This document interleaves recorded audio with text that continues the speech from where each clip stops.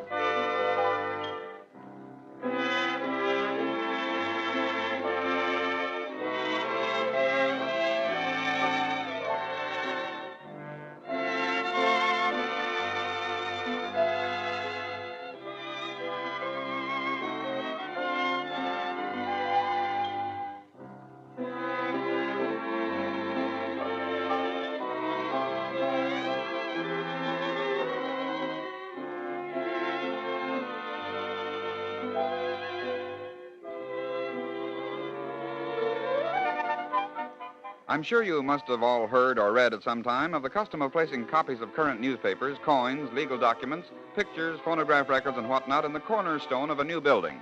This custom may seem to us to be an estimable method by which to preserve for posterity the modes and manners of the day. It may appear to be a gladsome salutation to the erection of a new building, an auspicious recognition of the beauty of the handiwork of man. But the origin of laying a cornerstone is one of the most bloody in all the annals of antiquity. To prehistoric men, the raising of any edifice whatever was a direct act of impiety, a challenge to the wrath of their ancient gods. Man was born to live in caves, to take shelter under trees, as did his animal brothers. And when he presumed to erect any sort of building toward the heavens, he was flying in the face of possible vengeance from the gods. Ancient man was convinced this was true because so many buildings were struck by lightning, shattered by earthquakes, or ravaged by the elements. So to appease this supposed righteous wrath, human beings were buried alive under the foundations of any new structures. Thus, our present custom of laying a cornerstone actually originated in the ghastly custom of human sacrifice. If you were the heir to either J.D. Stotler or R.E. Collins of Baton Rouge, Louisiana, you would be able to collect more than $2 billion. Yes, I said more than $2 billion, but you'd have to wait until the year 2432 to collect. Why? Well, it was back in 1932 that the two men were arguing about the new Capitol building in Baton Rouge, said Mr. Stotler. Say, that's what I call a building. For $5 million, they should have had a better one. Say, this one will stand for 500 years. That's how well it's built. 500 years? I'll lay you money it won't. Put up or shut up. I've got $2.50 that says this building won't last 500 years. And here's my money that says it will. Well, the two men banked their bets under contract. Then, in July 1938, they went to the bank and reaffirmed their contract.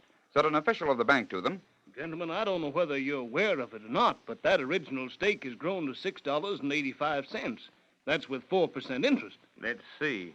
Bet doesn't get paid off until 500 years. That's added to 1932, then. The year 2432. Correct. And you've made provision for the bet to be paid to the heirs of the winner. That's right. Just as a matter of curiosity, sir. How much will that amount to in 2432 A.D.? I thought you'd ask that. Here are the figures. In the year 2432, the heirs or heir of the bet's winner will receive $2,084,495,605.22. can you imagine that? Over $2 billion can be collected on a $2.50 bet. The 22 cents seems a little picayunish, but who knows what 22 cents may buy in 2432 A.D.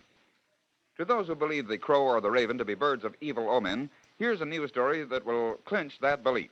It's rather weird and smacks of the supernatural, but I'm going to report the story just as I read it in a newspaper of February 27, 1931.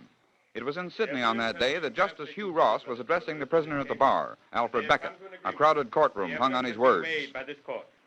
And it is now the duty of this court to pronounce sentence upon you, Alfred Beckett. Alfred Beckett, it is the judgment of this court that you are to be electrocuted. The crow. Yeah, the crow. There he is again. I must ask the spectators to remember that this is more serious than can be imagined. Alfred Beckett, I hereby sentence you to be executed in the electric chair in the state penitentiary on the morning.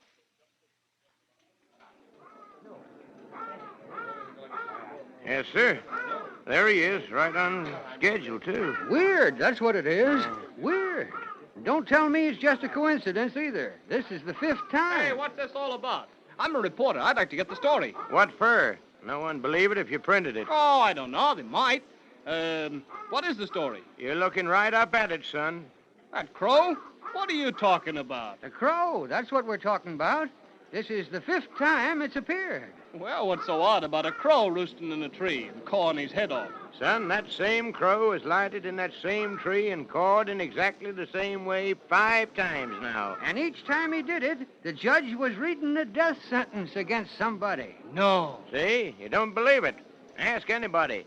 Last time he did it was when Justice Ross was sentencing Bing Anderson, that ski jumper, to death. Maybe you'll call it coincidence, son, but people around these parts don't call it that anymore. Not after 5 times. Seems like that crow knows just when to perch in that tree and start cawing. Listen to him.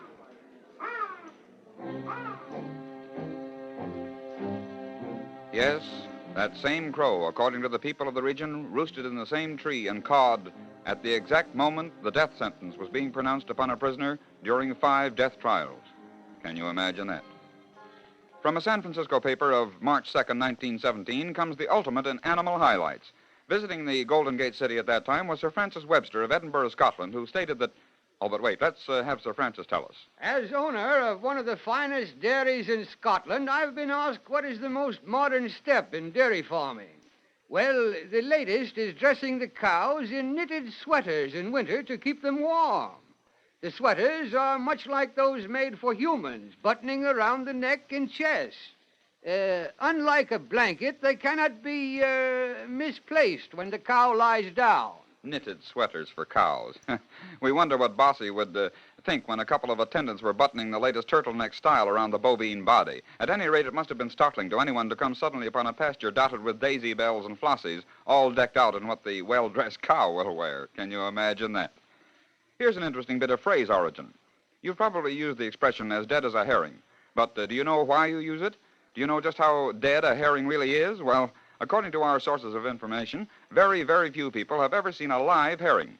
Sailors and others who know the sea and its ways and the ways of its denizens will tell you that as soon as a herring is taken from the water, it dies instantly. Fishermen were quick to adapt this peculiarity of the herring to their everyday speech and added the expression, as dead as a herring, to their already colorful vocabularies. Of course, it was a short step from the fisher folk to the landlubbers who wanted to know why the expression was used. They were told, and soon the phrase took hold. And nowadays, when we want to say something is particularly defunct, we say it's as dead as a herring. Can you imagine that? Well, now, I imagine that most of you, at one time or another, have heard the old vaudeville wheeze that goes something like this. Say, Joe, did you know the 2 states are fighting over where I was born? No, is that so? Yep. New York says I was born in New Jersey, and New Jersey says I was born in New York. Well, I'm sorry that we can't tell you the date of the origin of that gag, but none of the volumes in the archaeology department of our library go farther back than 5000 B.C. We can tell you, however, about an amazing woman over whose residence no fewer than 4 states fought at one time. This woman was the famous Hetty Green, who, when she died in 1917, left a fortune of $170 million. Despite the fact that she and her husband had lived and reared their children in Bellows Falls, Vermont, the state of New York began its fight to prove that it was actually in that state that Hetty Green had been a resident. For it was in New York that she had transacted her business almost daily. It was there that she kept her deposits. It was there that her husband had courted her. Vermont, on the other hand, claimed that she had retained her family homestead and paid taxes on it in that state. Counsel for Vermont also said that at no time had Hetty Green established legal residence in New York, whereas upon many documents she had given her residence as Bellows Falls. Suddenly, in the midst of this legal battle, 2 other states raised objections and claimed the residence of Mrs. Green, Massachusetts and New Jersey. Why all this embattlement over the citizenship of one woman? Were they all going to raise monuments to her memory? Well, not quite. It was a little matter of a transfer tax on her estate amounting to $6 million. This was the amount that New York was claiming from her heirs. The case was carried on through to the U.S. Supreme Court, and Vermont was ultimately declared to have been Hetty Green's legal residence, whereupon the heirs paid a tax of $52,000, and the case was closed. Can you imagine that? Comes time now for the music lesson. But don't run away like that. We're not going to hold a metronome over your head or strike your fingers sharply with a ruler if you don't get things right. All we're going to do is play over a couple of songs, and you can join in the community singing, too. For you all know the song. It's Hail, Hail, the Gang's All Here. But do you know where that jolly song of comradeship and convivial living may have come from? Well, listen to this for a moment.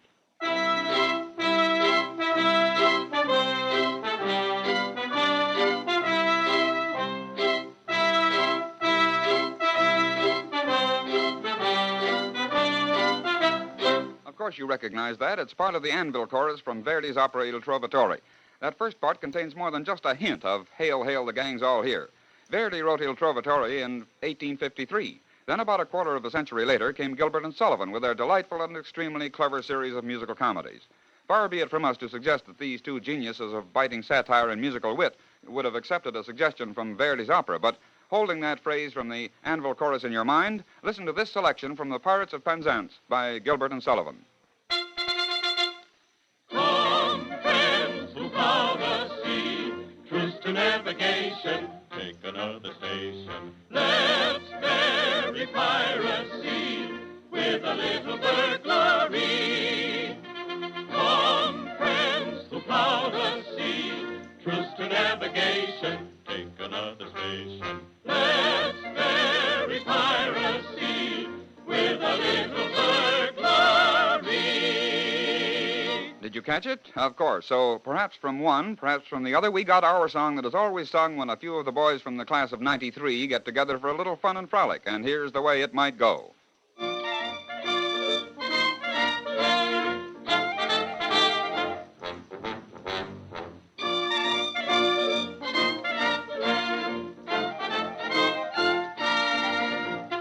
Hail, hail, the gang's all here. What the heck do we care? What the heck do we care? Hail, hail, we're full of cheer. What the heck do we care now? And there you have a tabloid history of Hail, Hail, the Gang's All Here. If you'll tear off the hide from the nearest elephant and write a short history of the Orient on it, we may send you another musical history a little later. But right now comes time for me to turn you back to your own station announcer. Until we meet again then, this is Lindsay McCarry saying goodbye now.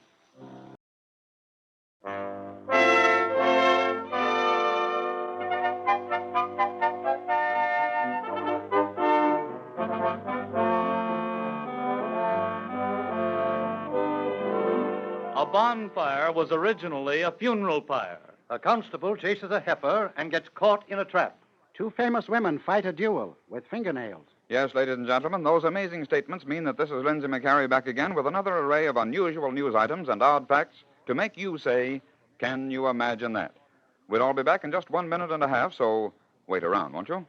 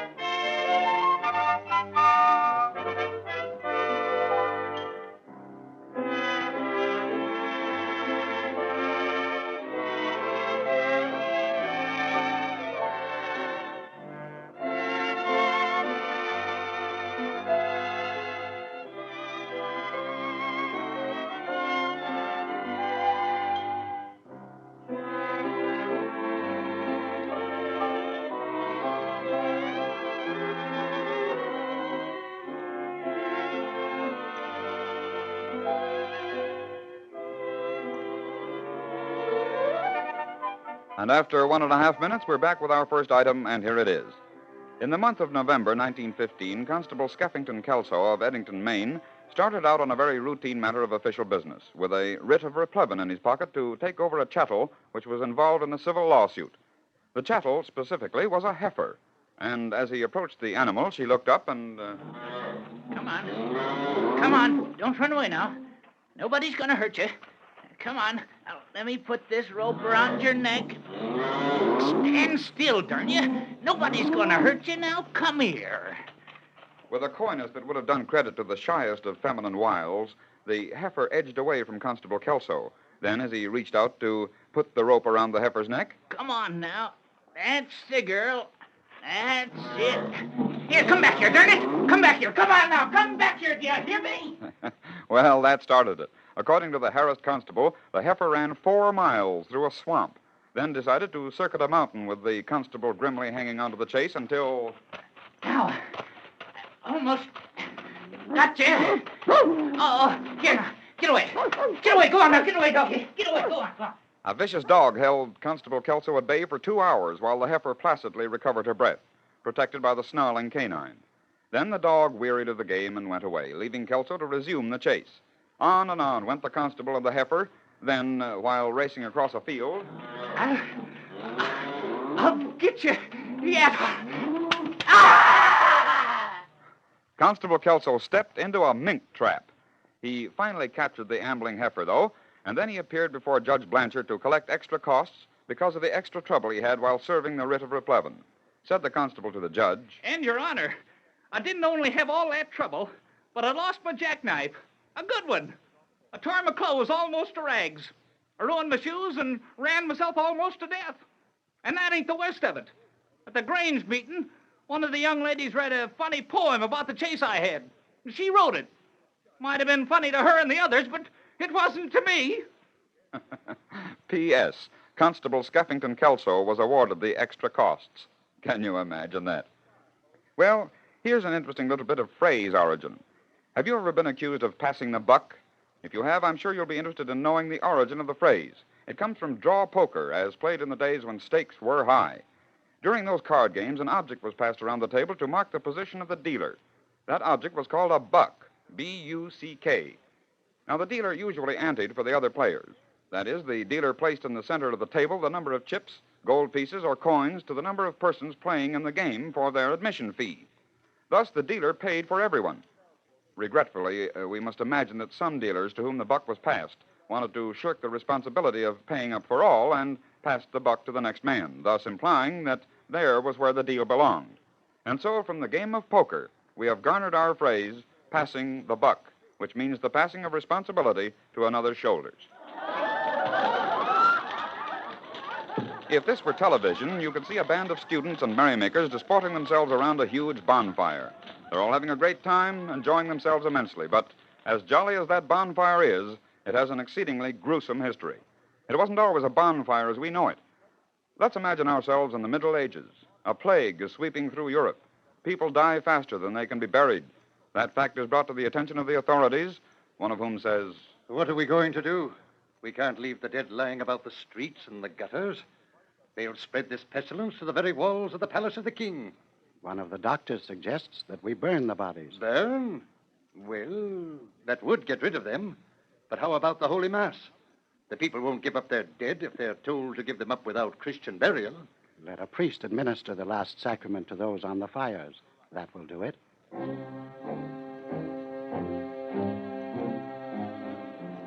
Those grisly fires were soon called bone fires. The reason is obvious. But later, the bone fires were used for something different. The scene is a dungeon. The Spanish Inquisition holds trial. Listen. Raymond de Casales, you have been tried and convicted of heresy. Therefore, it is the judgment of this most holy court that you are to be burnt at the stake in punishment for your most grievous crime. No. It was no crime. My political enemies did this to me. I've committed no crime. My enemies send me to the bonfire. They send me.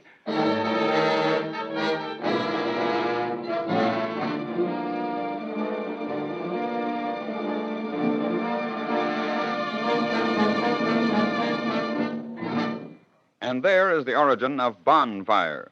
The passage of time has taken out the E, shortened the O, and thus the word has lost its first grisly, gruesome connotation until nowadays we think of a bonfire as a place around which gather happy, joyous merrymakers.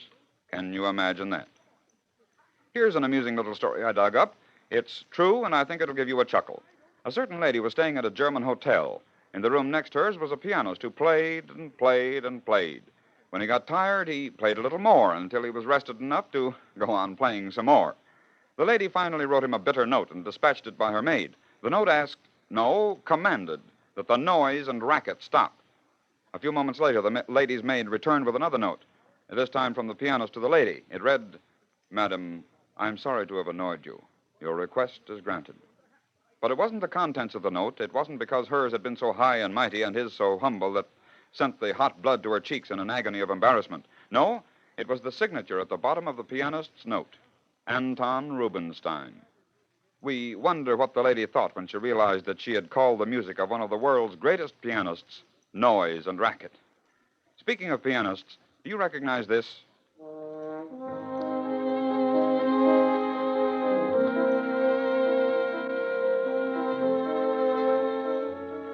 Yes, it's Liebestraum, Dream of Love, composed by Franz Liszt.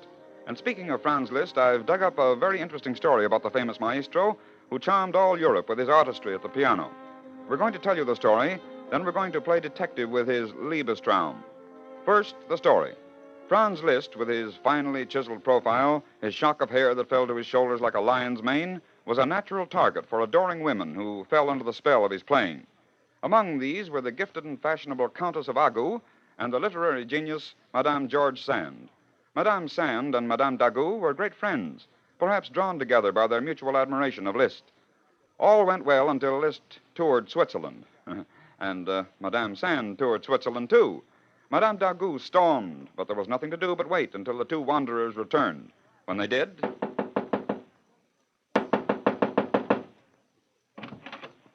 Madame Sand is in? I, Don't lie to me now. She's in, isn't she?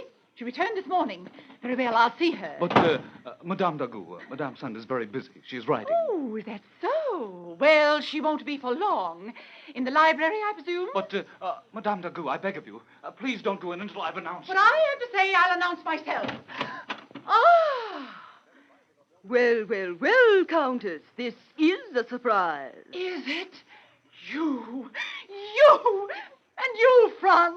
My dear Countess, you are all out of breath. I have enough breath for what I'm going to say. You two betraying me like this. I think I had better wait in the other room. Oh, no, you'll wait right here. Madame Sand, I thought you were my friend. You have no right to burst into my house like this. Get out. I will not. I command you to leave my house. Ladies, please. No, Please, quiet, now, Franz. oh, my. Madame Sand, I challenge you to a duel. Oh, with bonnet feathers, I suppose. Now I know I'm going somewhere else. Fight it out, ladies. I can't listen to it. Now, again, I say I challenge you to a duel. You fool. You're the fool to think you could pull the wool over my eyes. All right. All right, I'll accept your challenge. And I have the privilege of choosing the weapon. And I choose fingernails. Good enough for me. Defend yourself, Madame Sand. You defend yourself. Here I come. You! I hate you! That is probably the only duel ever fought by two women over a man with fingernails. Can you imagine that? And now, as I said a few moments ago, we're going to play detective with Franz Liszt's Liebestraum. I'll have the orchestra play a few bars of it, and you try to think of a popular tune of some years back that is almost identical in harmony and melodic pattern. Listen carefully now.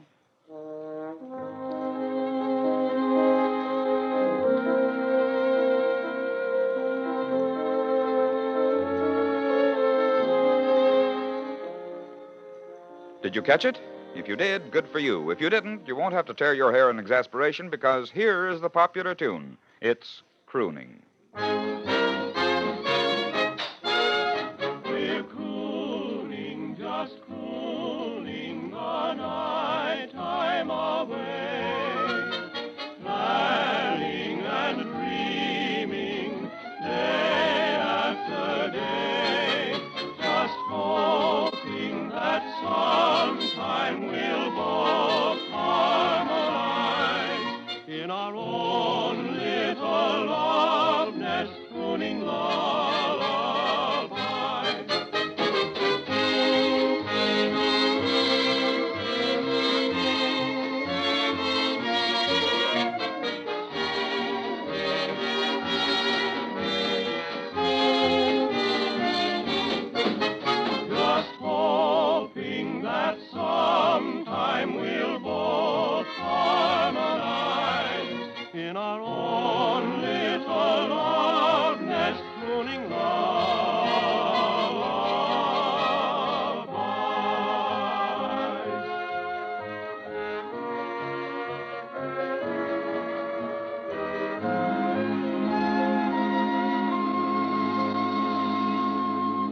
And there you have it, ladies and gentlemen. Now it's time to turn you back to your own station announcer, and until we meet again, this is Lindsay McHarry saying goodbye now.